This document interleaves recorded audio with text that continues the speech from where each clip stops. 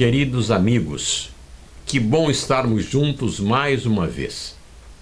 Eu já estou mal acostumado com a companhia de vocês.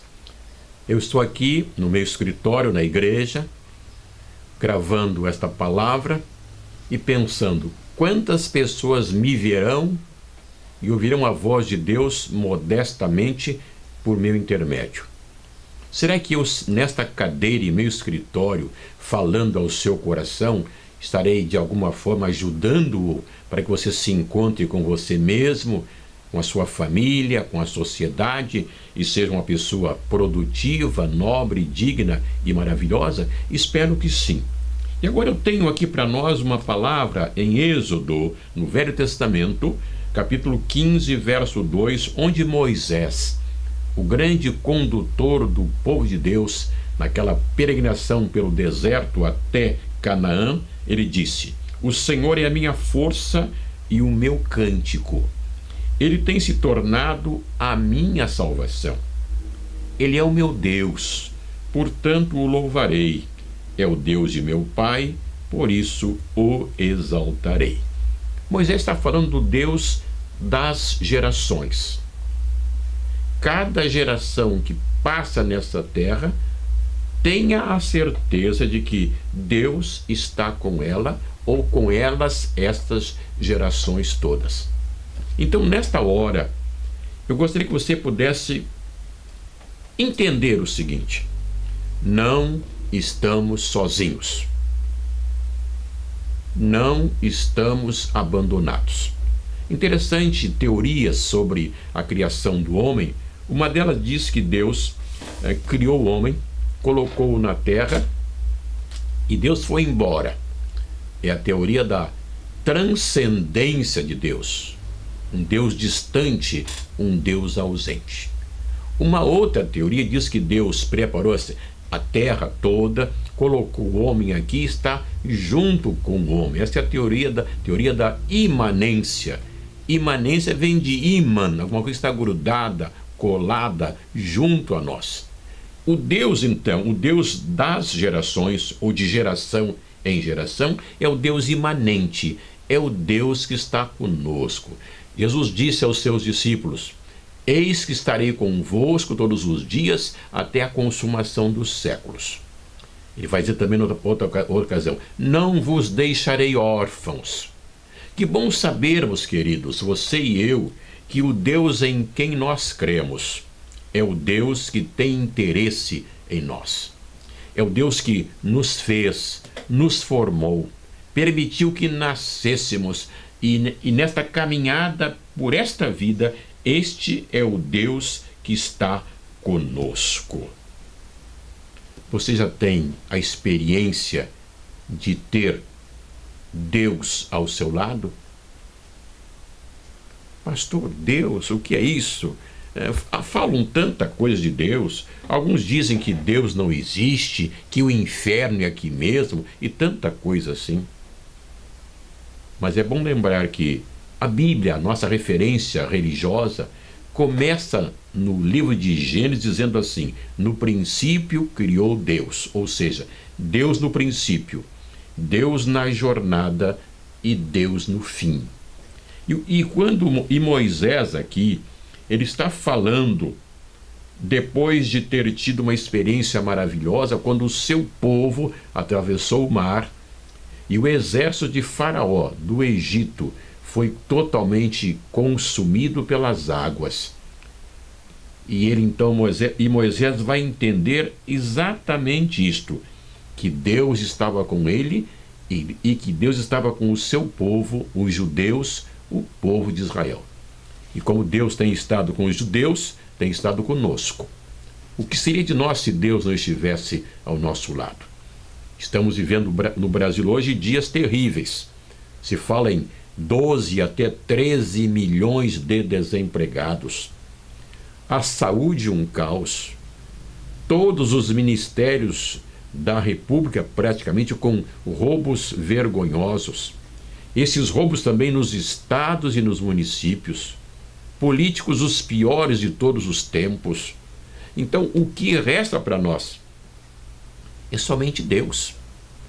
E ele vai dizer também numa passagem: eu te tomo pela tua mão direita e te ajudo.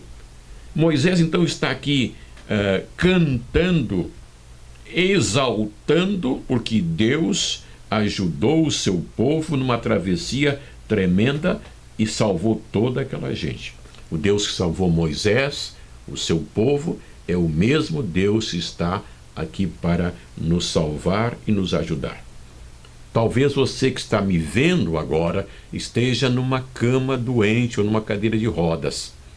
Talvez dores as mais terríveis. Você, senhora, quem sabe, acaba de ser traída pelo seu marido. Você, quem sabe, perdeu o pai, a mãe, o esposo, um filho. Não sei. Porque tragédias há em todas as horas. Disse o poeta, mas fadas há lá e cá. Cada um de nós temos as nossas dores, as nossas tragédias. E então Moisés me ajuda dizendo: o Senhor é minha força, Deus é a minha força, Deus é o meu cântico. Para alguns a força é a cerveja, é a droga, é a prostituição. Mas Moisés me ajuda, o Senhor, Ele é minha força. E se você então, querido amigo, trouxer Jesus e Deus para junto de você, eles vão ser a força que você precisa. Isso é mais do que ser destro daquela igreja. Significa que você já tem Jesus como seu Salvador e seu Senhor. E eu repito que eu gosto de falar sempre em minha igreja: quem tem Jesus tem tudo, quem não tem Jesus não tem nada. Você já tem Jesus? Tem tudo. Você ainda não tem Jesus? Está perdido. E se eu pudesse te aconselhar, diria: aceite Jesus agora, enquanto há tempo. E que Deus o abençoe ricamente. Amém? Um grande abraço.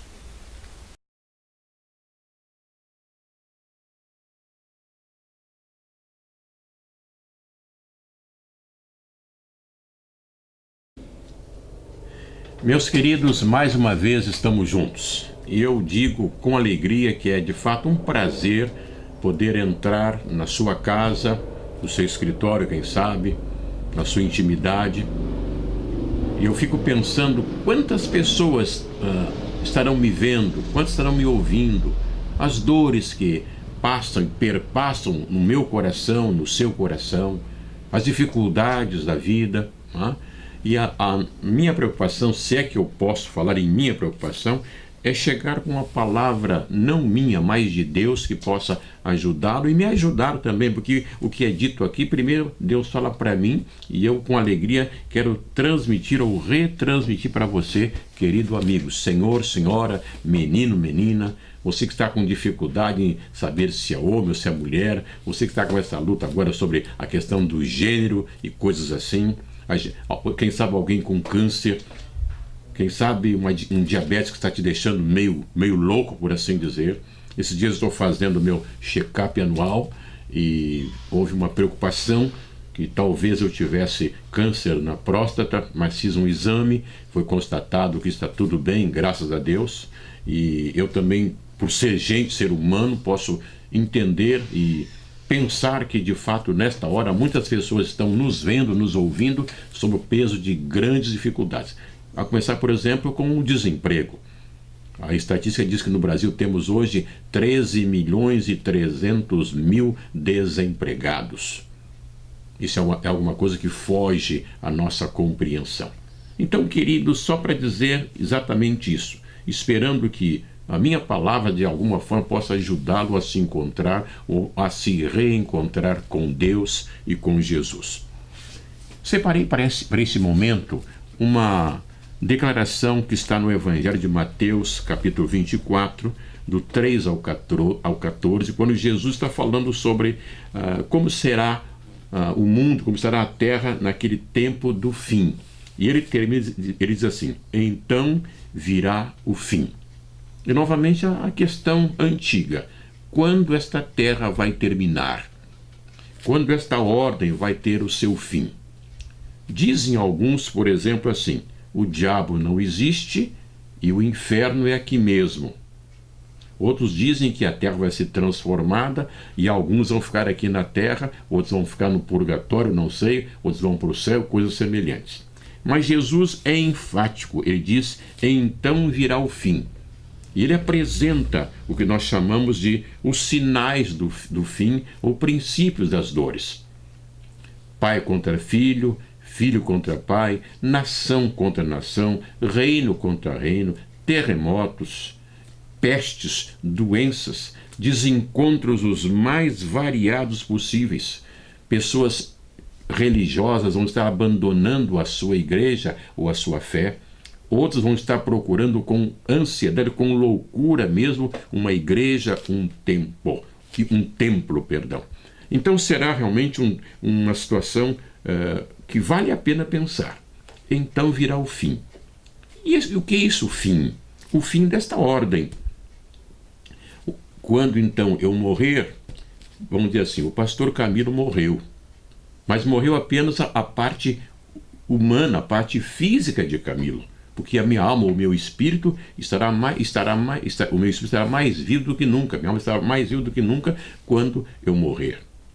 Eu gosto de pensar na seguinte figura. Imaginemos, logo à noite virá um anjo e vai dar um tapinha nas minhas costas. Camilo, está na hora da viagem para a eternidade. A passagem você já tem, porque você já tem Jesus como Salvador, e Jesus disse: eu sou o caminho, a verdade e a vida. Então, com alegria, irei com um anjo para a presença de Jesus.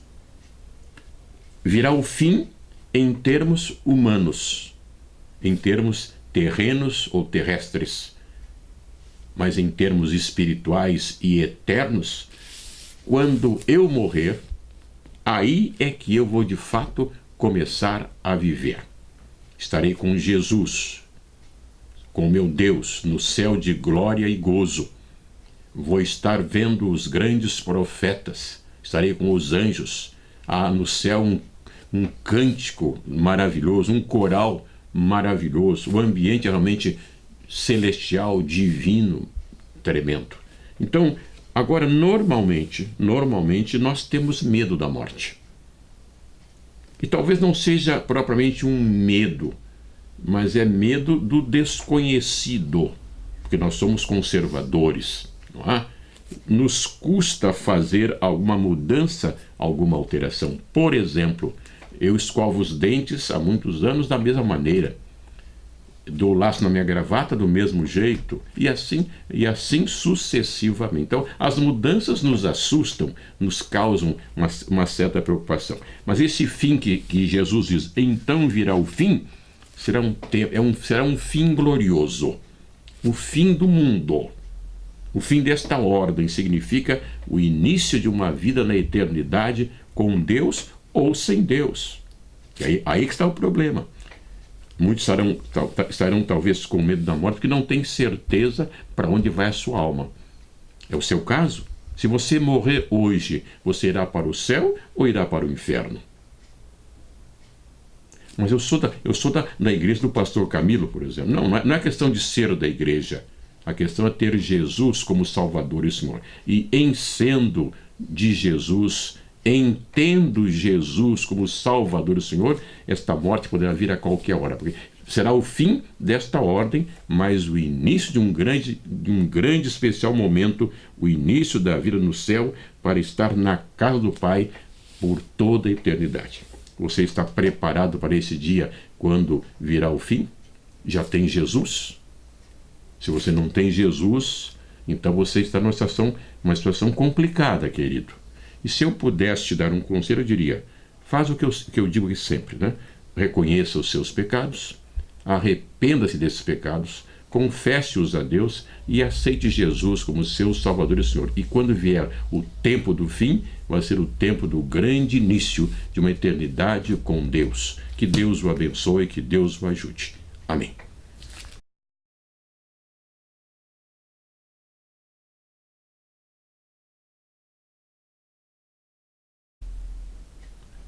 Queridos amigos, que bom estarmos juntos. E eu toda semana Já tenho estado com vocês e vocês comigo, o que é realmente um grande privilégio para mim. Nesses dias que estamos preparando estas mensagens, estamos próximos da Páscoa, da Ressurreição, Semana Santa. Então, por isso estamos trazendo essa palavra que tem a ver diretamente com o ministério de Jesus em função da nossa salvação. Para esta ocasião, eu separei aqui um verso, está lá em Mateus capítulo 27, verso 22, que é a pergunta de Pilatos quando Jesus estava sendo julgado, e ele vai dizer o seguinte: replicou-lhes Pilatos: que farei então de Jesus chamado o Cristo? A pergunta é esta: o que vamos ou o que estamos fazendo com Jesus? Mas pastor, o que é isso? O que tem a ver Jesus comigo? Eu estou desempregado, eu estou doente, ou estou bem empregado, não quero nem saber de igreja, nem coisa de religião. Mas saibamos logo que Jesus Cristo ultrapassa a questão de religião.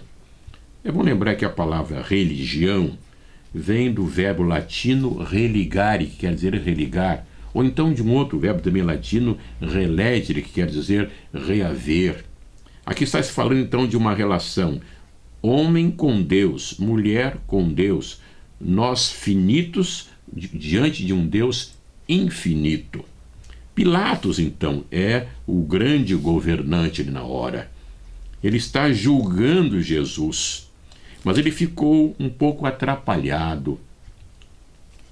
A mulher dele já teve um pesadelo na noite anterior, disse que sofreu muito por causa de Jesus no seu pesadelo. Há pressões da liderança judaica sobre Pilatos, a pressão do mundo romano sobre Pilatos, e certamente alguns amigos seus que eram ateus e até atores também o pressionaram. E ele então faz a pergunta: o que farei então de Jesus chamado Cristo? Eu vejo nessa pergunta alguém que está realmente com uma batata quente na mão. Eu vejo assim. A multidão já tinha uma resposta para a pergunta de Pilatos. Quando Pilatos pergunta à multidão o que faria de Jesus, o povo respondeu: seja crucificado. A mulher de Pilatos diz assim: não entre nessa questão. Pilatos queria até certo ponto defender Jesus, não levá-lo à morte pela cruz. Agora a pergunta então que fica para mim é esta: e para nós? Quem é Jesus para nós? Seria apenas um professor? Um mestre? Um curandeiro? Alguém que de vez em quando ajudou uns, ajudou tanta gente, passou e foi embora? Então temos que pensar quem é Jesus. Jesus, entendemos, é o Filho de Deus e o próprio Deus, que vem do céu à terra, nasceu da Virgem Maria, como diz nossos amigos católicos, e nós concordamos sem problema nenhum. Lembrando que falei já certa vez aqui num programa desse, foi que Maria é a mãe da natureza humana de Jesus. A parte humana do corpo dele, ele recebeu de Maria. A parte espiritual já existia. Então relembro, com toda a educação que eu possa ter, relembro os meus amigos católicos, que Jesus já existia, já coexistia com Deus. Jesus é eterno. O que vai acontecer é que Maria, então, é a mãe da natureza humana de Jesus e mais nada. E relembrar, permita-me relembrar que Maria, escolhida para ser a mãe da natureza humana de Jesus, ela foi colocada num alto pedestal. Eu creio que toda mulher, toda moça sensata gostaria de estar no lugar de Maria. Como não? Não é? E muitos homens queriam estar no lugar de José, que foi o pai adotivo de Jesus, claro. Mas então o problema é este: o que nós estamos fazendo de Jesus e com Jesus? É apenas um curandeiro? É um mestre? É um professor? É um sábio? É um erudito? Temos que entender que Jesus é o Salvador de nossas almas, é o nosso transformador.